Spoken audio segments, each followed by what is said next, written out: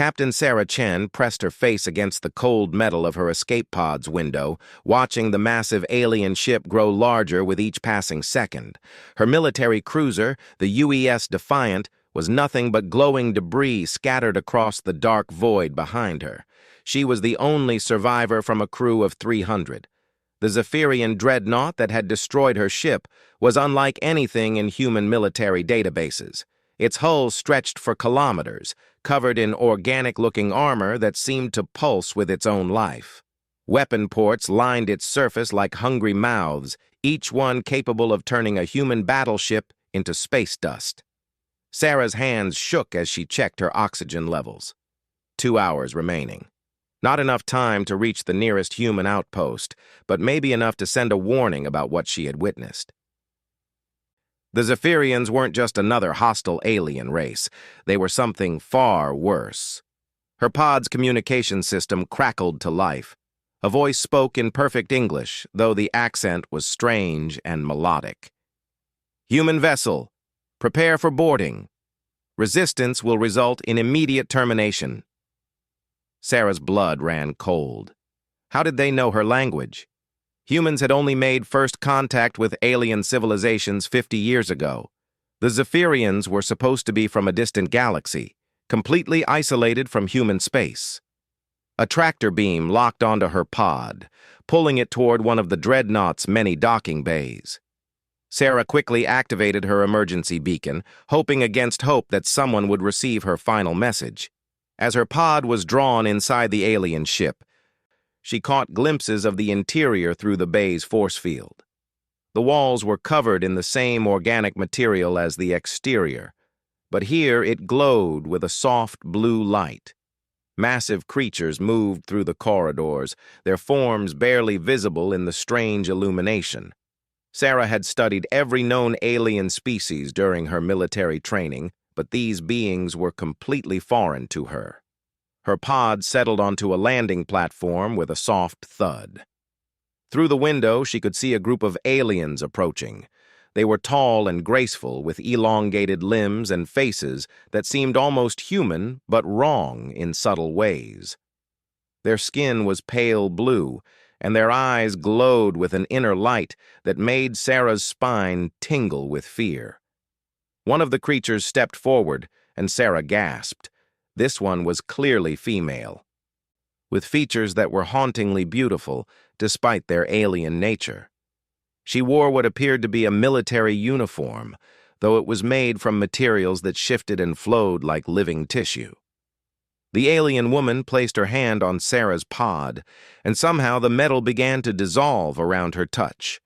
Within moments, the entire front section had melted away, leaving Sarah exposed to the alien atmosphere. She expected to suffocate immediately, but found that she could breathe normally. "Step out, human!" the alien woman commanded. Her voice was musical, but there was steel beneath the melody.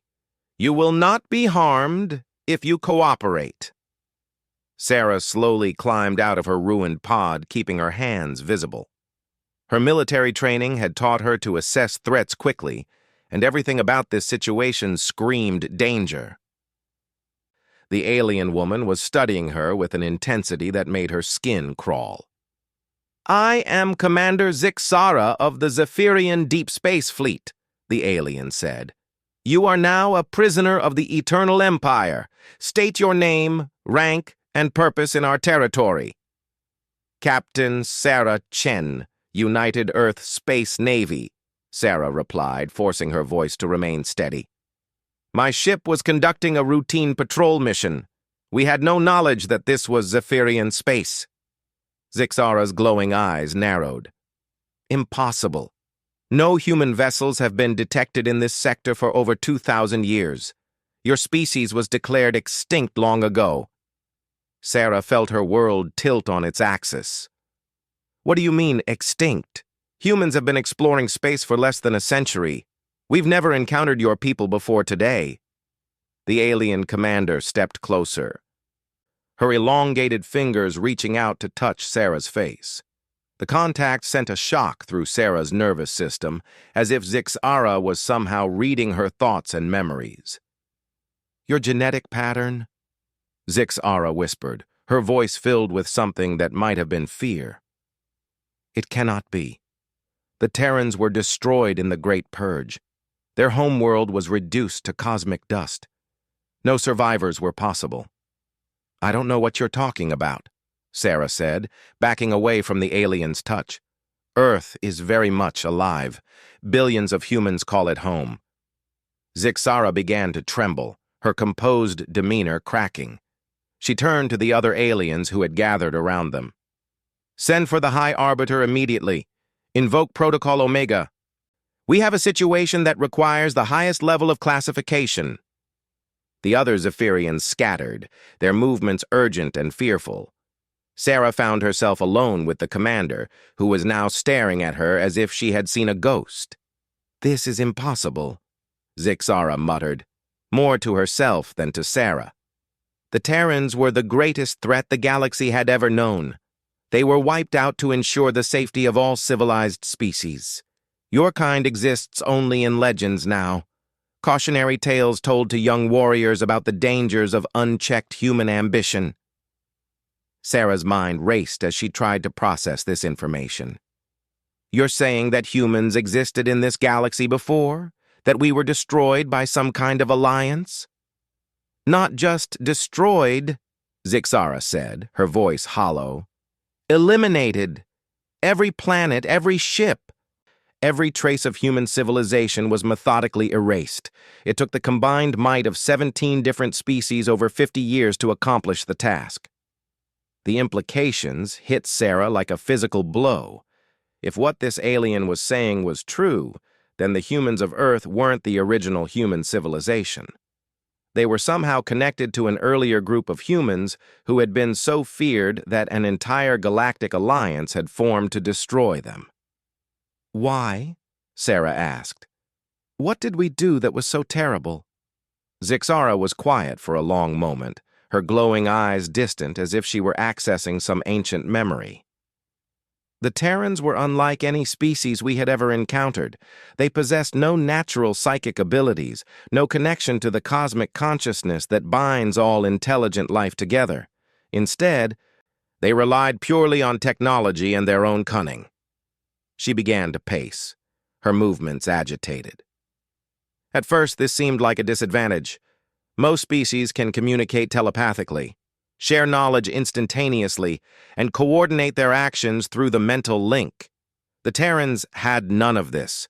They were isolated, each mind trapped in its own flesh.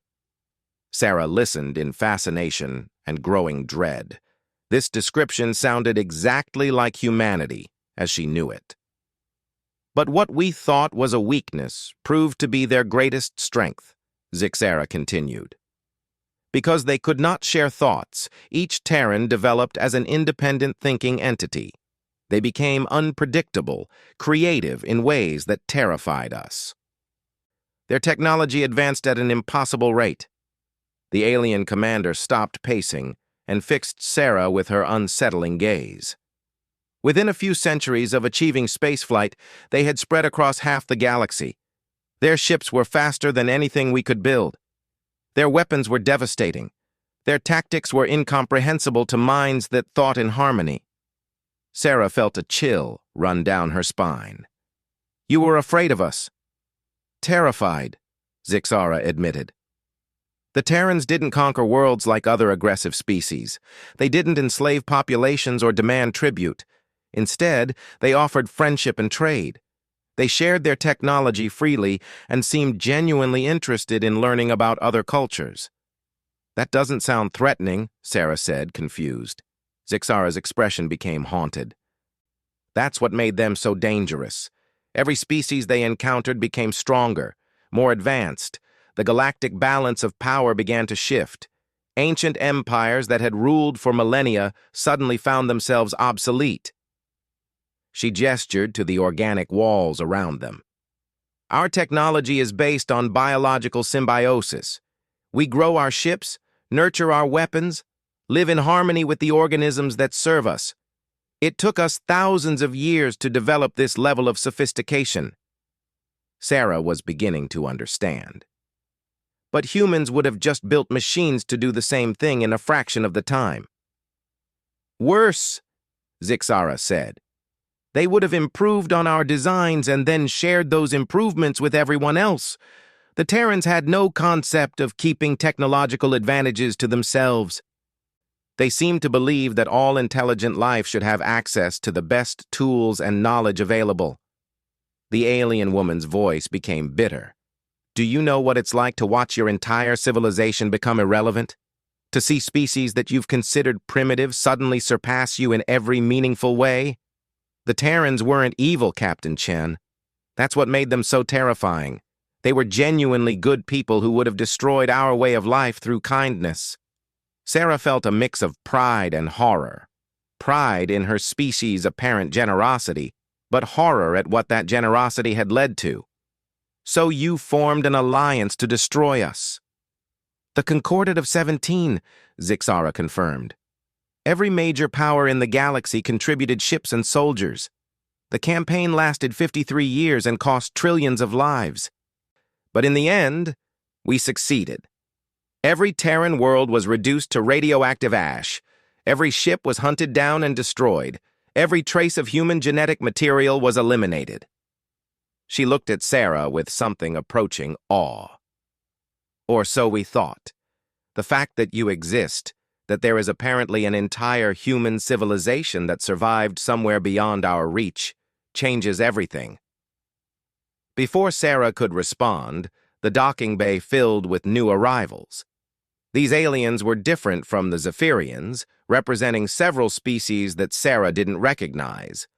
All of them moved with the urgent purpose of beings responding to a crisis. One of the newcomers, a creature that looked like a walking tree with multiple eyes, approached Zixara and spoke in a language of musical tones.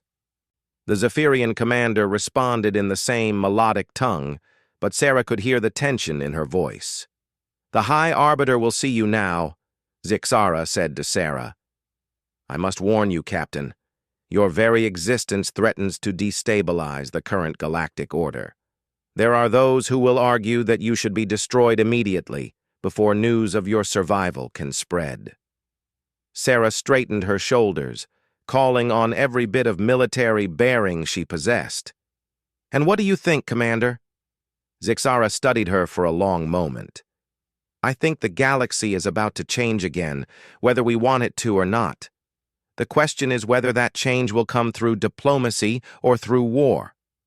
As they walked through the corridors of the alien ship, Sarah couldn't shake the feeling that she was walking toward a moment that would determine the fate of two civilizations. Behind her lay the scattered debris of her ship and the bodies of her crew. Ahead lay answers to questions she had never thought to ask.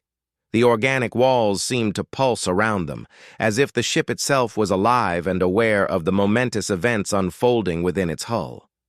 Sarah found herself wondering about the humans who had come before. The Terrans who had been so feared that an entire galaxy had united to destroy them. Had they faced a moment like this? Had there been a single person who stood at the crossroads between peace and war, knowing that their words and actions would echo through history? As they approached a massive set of doors that began to iris open at their approach, Sarah realized that she was about to find out. The chamber that Sarah entered defied every expectation she had about alien architecture. The space was vast, with walls that stretched up into darkness beyond the reach of the bioluminescent lighting. What struck her most was the complete silence that filled the air, broken only by the soft sound of her own breathing. Around the circular room stood representatives from 17 different species, each one positioned at what appeared to be their designated station.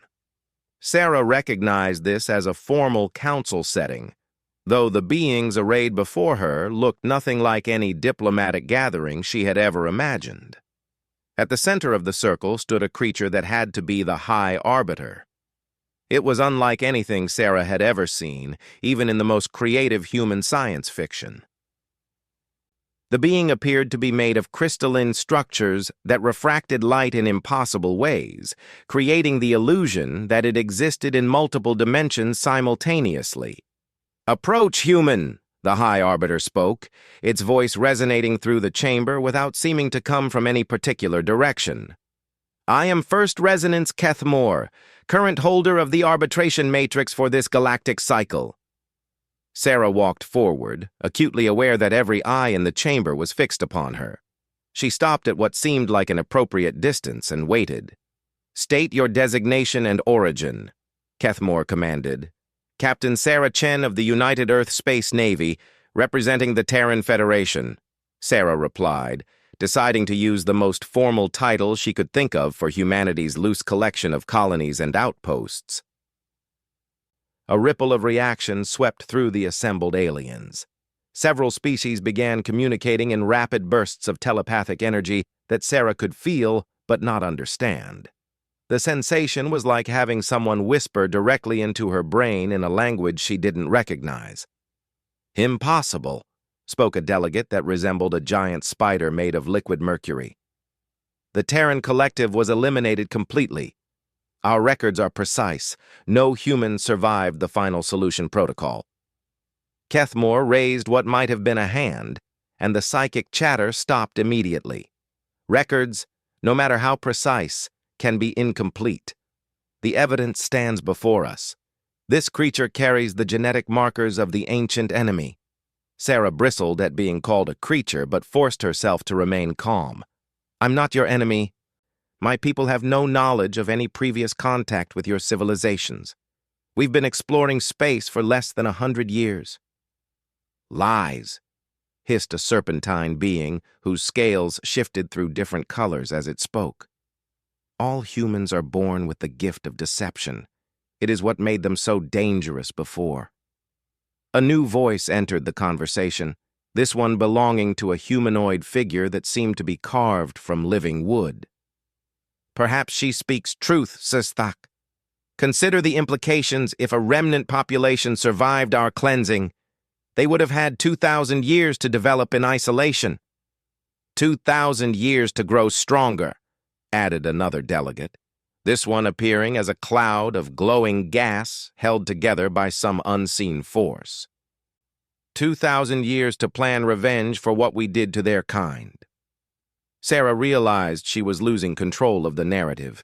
These beings were talking about her species as if they were some kind of galactic plague that needed to be contained. She needed to change the direction of this conversation quickly. "May I ask a question?" she said, raising her voice to be heard over the growing debate. The chamber fell silent again. Kethmore's crystalline form shifted slightly. "You may speak. You've all talked about how dangerous humans were, how they threatened the galactic order. But from what Commander Zix-Ara told me, it sounds like my people's greatest crime was being helpful. They shared technology freely and formed peaceful alliances. How exactly does that make them a threat worth destroying entire civilizations over?" The question hung in the air like a challenge.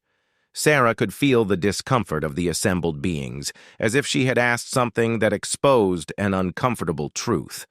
It was the tree-like delegate who answered first. "You oversimplify, human. The Terrans were not merely helpful. They were transformative. Do you understand what that means?" "Explain it to me," Sarah said. The wooden being gestured with branch-like appendages toward the chamber around them. "This council represents 17 species that have maintained galactic stability for over 10,000 years. We have learned to coexist by accepting our roles in the cosmic order." Another delegate, this one resembling a floating jellyfish made of pure energy, took up the explanation. "The Zephyrians mastered biological technology. The Keth developed dimensional manipulation. The Vorth perfected psychic amplification. Each species found their niche and remained within it. Specialization created stability," added the Mercury spider. "No single species could dominate because each had advantages in different areas. The balance prevented any one group from gaining absolute power." Sarah was beginning to understand. And humans upset that balance. Catastrophically, confirmed Kethmore. Your species possessed no innate specializations, so you developed artificial ones. Worse, you shared these artificial advantages freely. Within a few centuries, the concept of species-based limitations became meaningless. The serpentine being called Sistak slithered closer to Sarah. Imagine a galaxy where every species has access to the best of every other species' achievements, where the Vorth's psychic abilities can be replicated by technology, where our biological mastery can be improved upon by machines. It sounds like a better galaxy, Sarah said honestly. Better for whom? Demanded the gaseous delegate. For those who had worked for millennia to achieve their position through natural evolution and careful development? Or for ambitious newcomers who could bypass millions of years of growth through artificial shortcuts? The wooden being's voice took on a mournful tone. The Terrans offered to teach us their ways. They claimed they only wanted to help us reach our full potential. But potential for what? To become like them? To abandon everything that made us unique? Sarah felt like she was beginning to grasp the real issue. You weren't afraid that humans would conquer you. You were afraid that we would make you irrelevant. The same thing, hissed Sistak. What is conquest except the replacement of one way of life with another? The Terrans would have conquered us with kindness, destroyed us with improvement, eliminated us through enhancement. Kethmore's form pulsed with different colors. There is more, human. Your species possessed one trait that made them truly terrifying. They were incapable of accepting limitations. Every other known species reaches a point where they recognize the boundaries of their development, explained the jellyfish being. They find their place in the cosmic order and learn to be content with their role. The Terrans never reached that point. Sarah frowned. Is that necessarily a bad thing? Yes, came the unanimous response from multiple delegates at once. The wooden being elaborated. A species that cannot accept limitations will eventually challenge everything. Natural laws, physical constants, the structure of reality itself. The Terrans were already beginning to experiment with forces that could have destroyed the entire galaxy. They sought to rewrite the fundamental rules of existence, added Kethmore. Their scientists spoke of transcending the barriers between dimensions, of manipulating time itself, of achieving true immortality for all sentient beings. Sarah felt a chill. Some of these goals didn't sound entirely unreasonable, but she could understand how they might seem threatening to species that had found stability in accepting limits. So you decided to stop us before we could go too far, she said. We decided to save the galaxy from destruction, corrected the Mercury Spider. The Terrans were like children playing with nuclear weapons. Their intentions were good, but their capabilities far exceeded their wisdom. Commander Zixara, who had been silent throughout the exchange, finally spoke up. The decision was not made lightly. The war cost us more than we ever imagined. Entire species were reduced to shadows of their former selves. Worlds that had known peace for millennia became battlefields. But it was necessary, insisted Sistak. The alternative was the complete dissolution of everything we had built over millions of years. Sarah looked around the circle of alien faces, trying to read expressions that were completely foreign to her. And now you're faced with the same choice again. My people exist. We've had 2,000 years to develop. According to your logic, we must be even more dangerous now than we were before.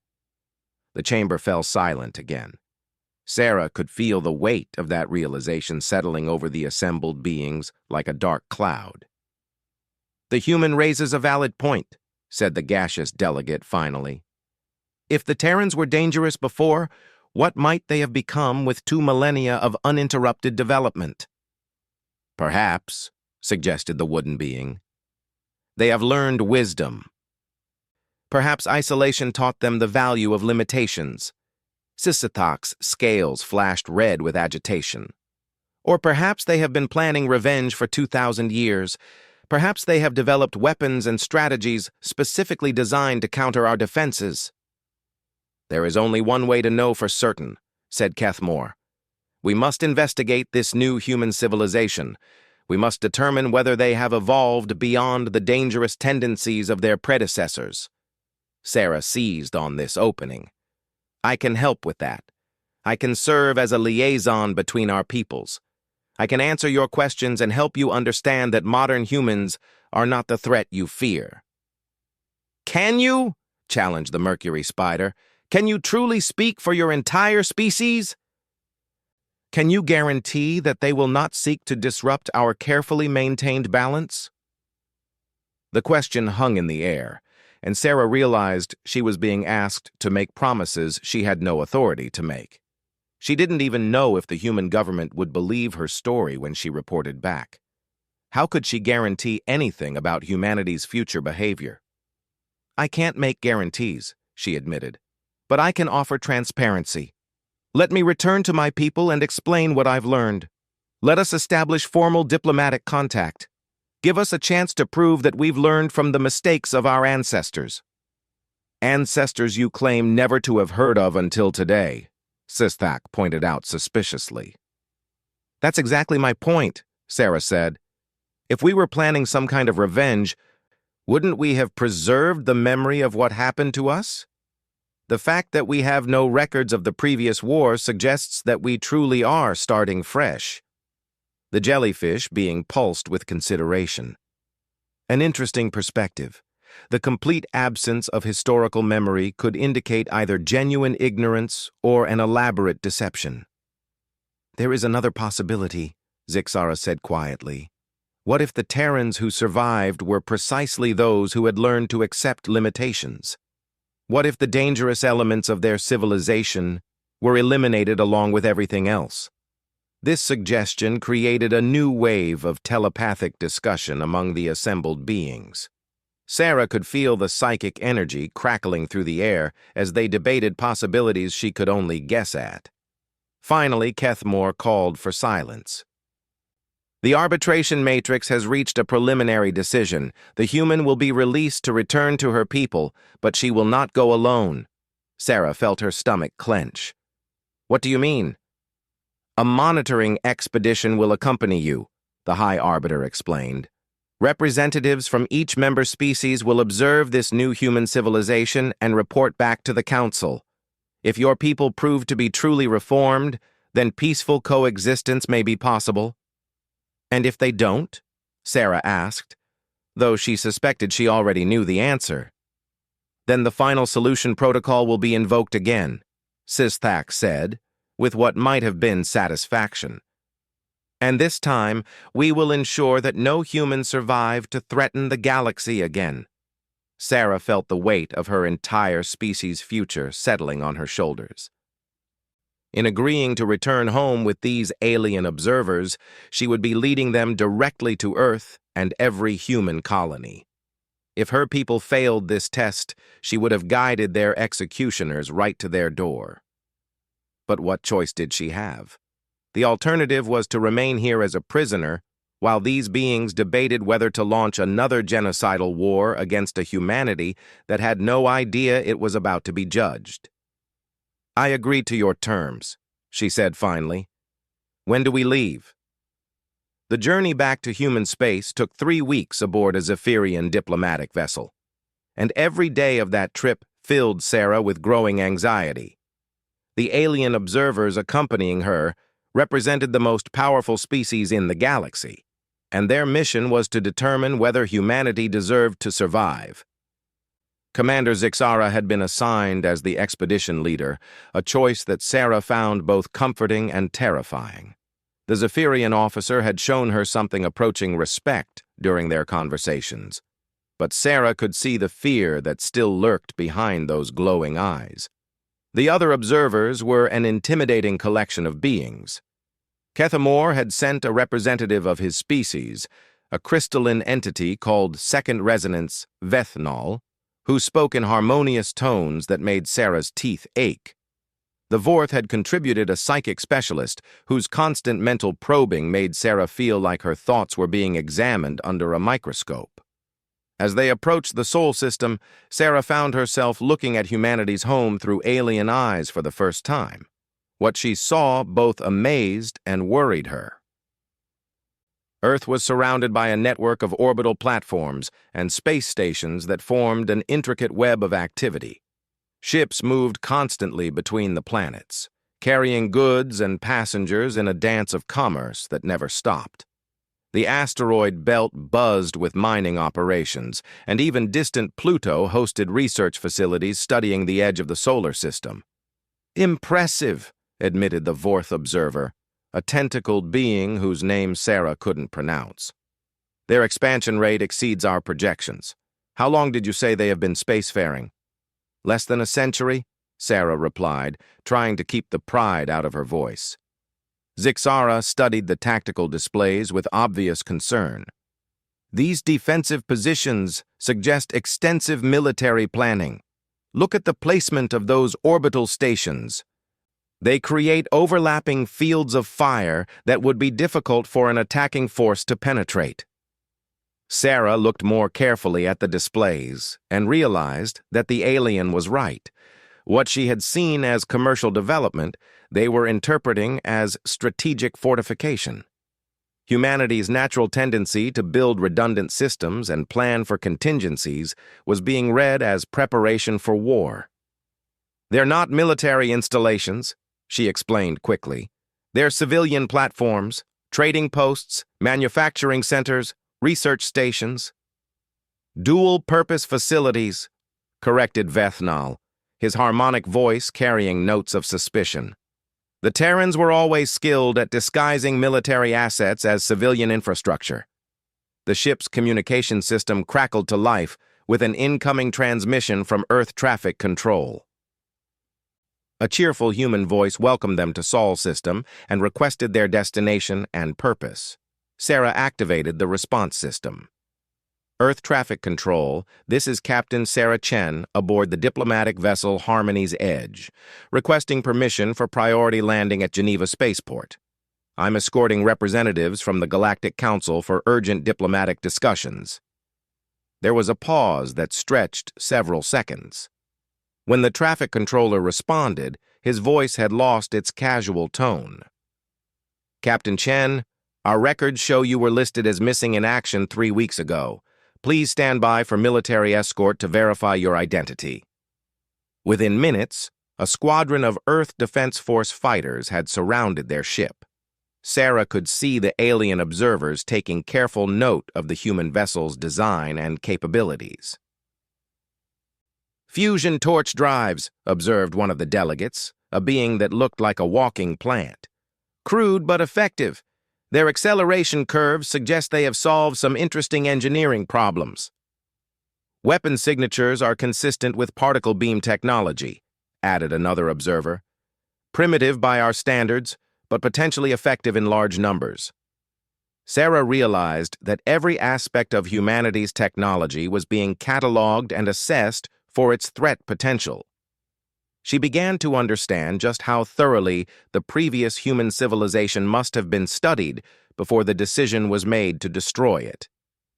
The landing at Geneva went smoothly, but Sarah could feel the tension radiating from her alien companions as they disembarked. Earth was overwhelming to beings who had spent millennia in the controlled environments of their ship cities. The chaotic energy of a world filled with 8 billion independent minds was unlike anything they had experienced. President Maria Santos met them personally at the spaceport, flanked by security officials and xenobiological experts. Sarah had transmitted a preliminary report during their approach to Earth, but she could see the disbelief still written across the president's face. "Captain Chen," President Santos said formally, "I'm glad to see you safe. Your report raises some extraordinary claims that will require extensive verification."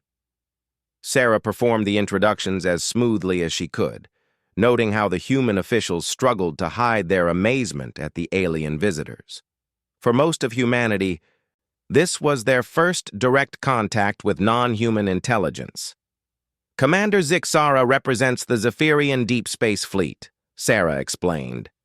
The other delegates come from various species within what they call the Galactic Council.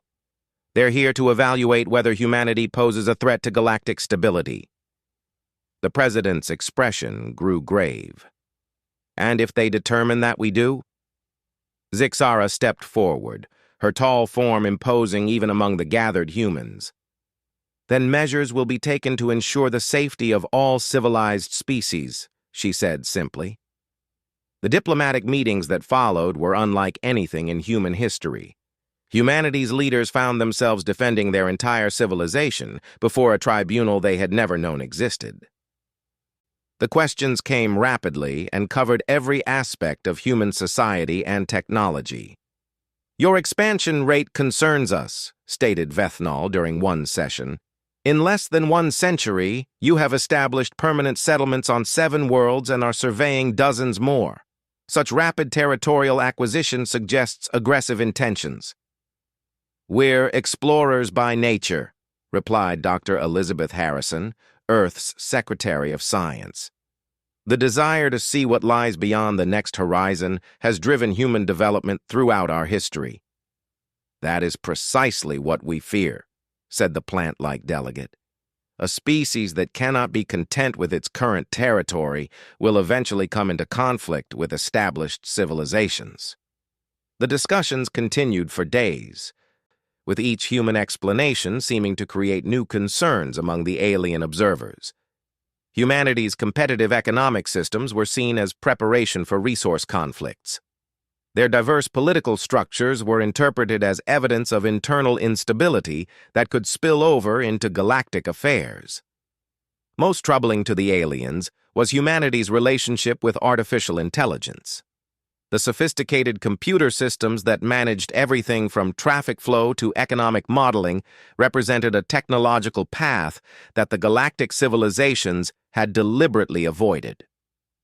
Artificial consciousness is forbidden among civilized species, Zixara explained during a private conversation with Sarah.